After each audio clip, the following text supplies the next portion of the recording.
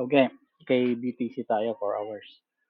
So, ang gagamitin ko dito is, meron akong ginawang video kanina kaya lang sira yung speaker, yung headset ko kanina. So, hindi, walang sound.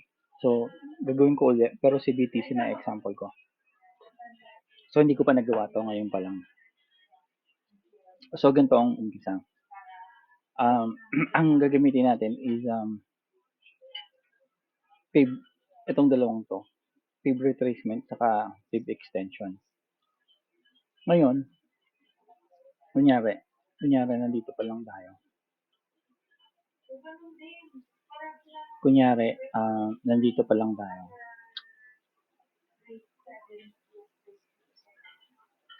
Yan. So, kita mo na yung high, kita mo yung low, di ba? Kung ang gagamitin natin is fib, fib, fib retracement. Bali, ito yan. Yan ang fib retracement. Ang kailangan mong alamin dito yung ABC, saan ka mag-umpisa. Ang A natin dito is, let's say, ito yung pinakamataas, ito yung pinakamababa. Ito yung retracement, right?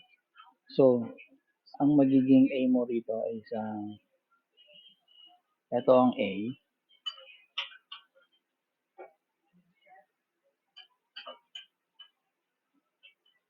Ito ang B.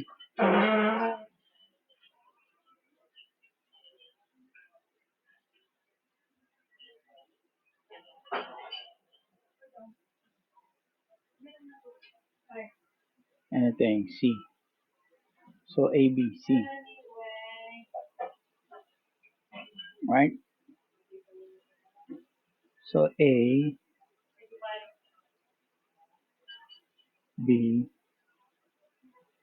ito ang C. Ang C kapantay lang noon. So, mag-start ka uli ng panibagong A. Ito yung A mo na ngayon. Right? Ito na yung A mo ngayon, which is same nitong this one. And then dito, wala pa yung B. So, dito, A, B, C, pero yung C, nagiging A uli yan. So, yan ang reference mo. Yan ka uli mag-start ng retracement. So, paano natin nalaman ang natin dito? So, by EMA. Makita natin, short tayo, right? Ayan, EMA, short yan. So, short tayo. So, ang retracement yan, sa akin, ang retracement niya is somewhere around here. Dito. Somewhere around there. And then, ang stop loss is dito. Ayan ang SL. Pag nakuha mo na yan, kasi, ito nakuha na yan. Ito yung A mo. Ito yung B.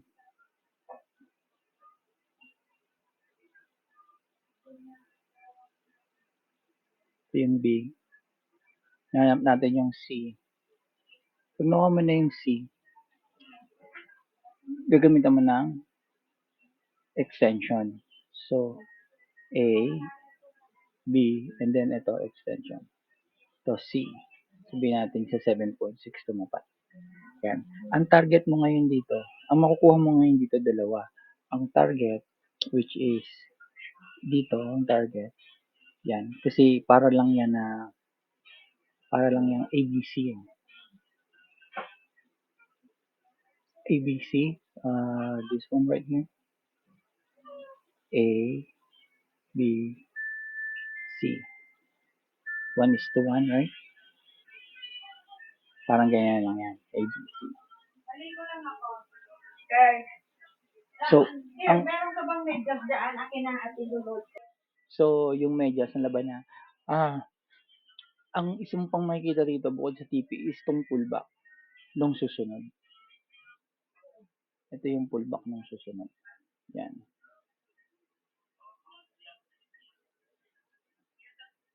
Yan ang possible pullback nung susunod. So, ang susunod niyan is gonna be right here, and then dito, and then dyan. And then ito na yung target ng susunod. Kung magko-continue yung trend mo. Hanggang dyan lang muna tayo. Kasi baka mag-reversal na siya eh.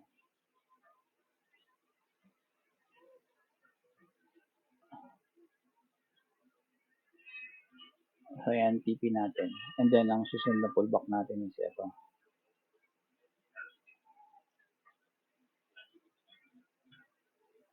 Yan, susunod na pullback natin.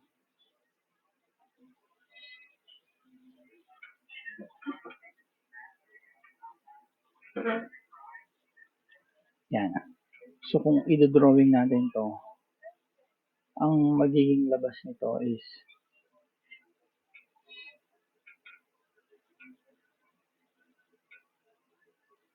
from here, go down right there, going up, going down, going up, going down, and go up, and then so on until mag-reversal na siya.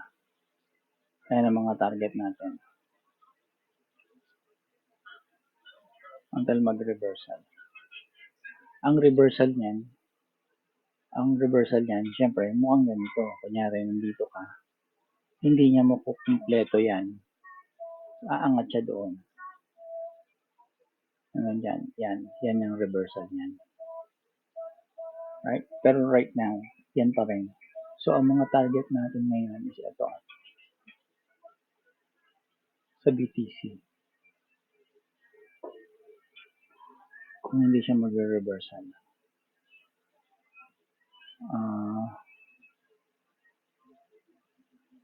See? Tama ako. Ang target natin is ito. Tama din oh.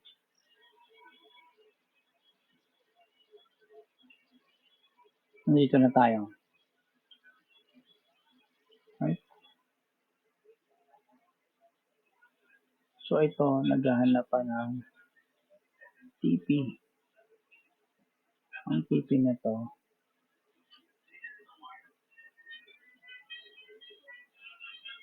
is dito.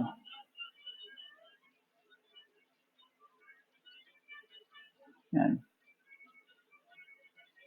So ulitin ko to ha. Mag-umpisa na tayo dito. Nakita niyo na kung paano ginawa eh. So mag-umpisa tayo dito. Given na yan. So ang TP niya nandito.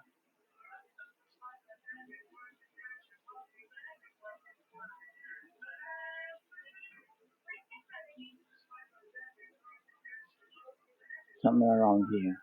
Pag nag-continue siya. Somewhere down yan TP. And then, ang pullback niya ito. Ito ang pullback niya. Ayan. Pullback.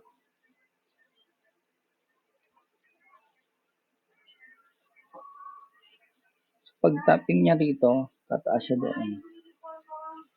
Parang pang way na makuha yung pullback na yan is ito rin din. From here to here.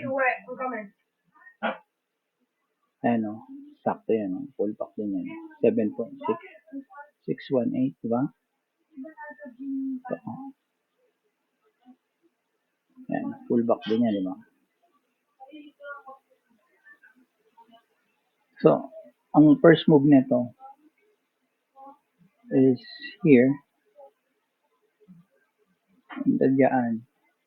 Pasok doon. Magpupullback dyan. And then, somewhere around here.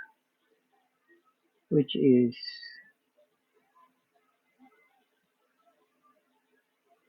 kung magkukontinue ng short. Somewhere around sa 34. Pero baka hindi mag-short yan. Mag-break dito. Pwede yan mag-break dito. Or dyan. We don't know. We don't really know. So, kung dito yan mag-break, hindi yan lalagpas dito. So, support. Support.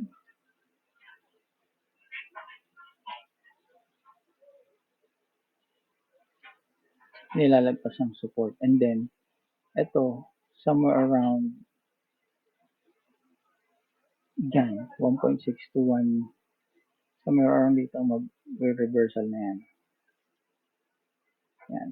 Mag-reversal na yan. Bullish. Magbo-bullish na yan dyan. And then, from here, from dito sa bullish na yan, pwede kang magkuha ng retracement. Right? Abot yan hanggang dito.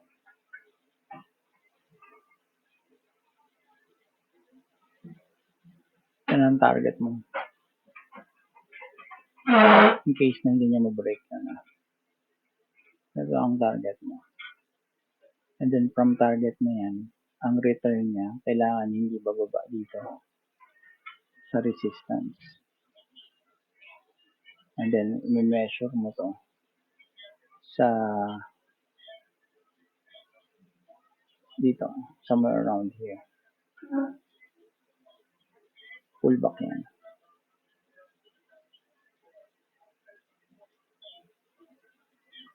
Pullback yan. Right? And then, itong, yung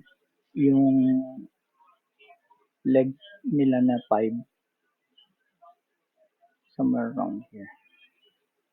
So, leg 5 to.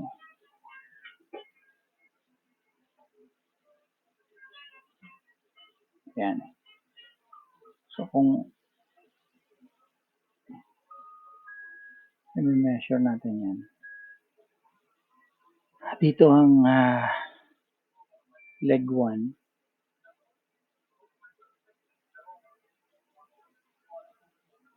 Ito ang leg 2.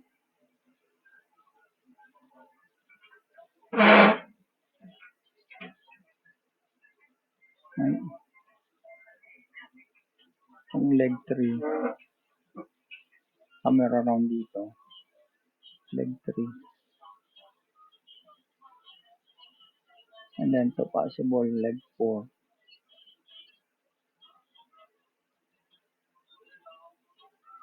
And then yun yung leg 5. So, ito mo is ganito.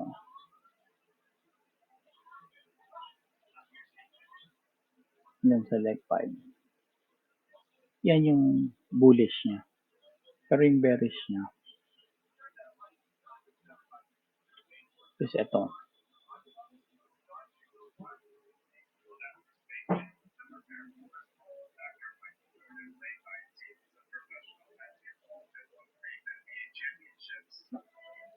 Yan.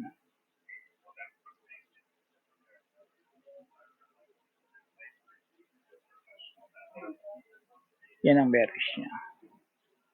So, ang measurement natin is from here, 65. Kung hindi niya mag-break yung 52, break niya yung 41. Dito. And then, dito ulit. 35. Pero mukhang hindi naman mangyayari yung 35 niya. So, sa bullish side, ito sa bearish side.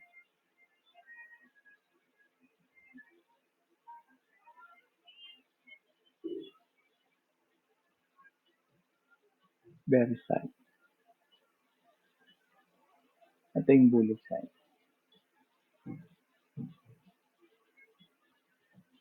75. 69.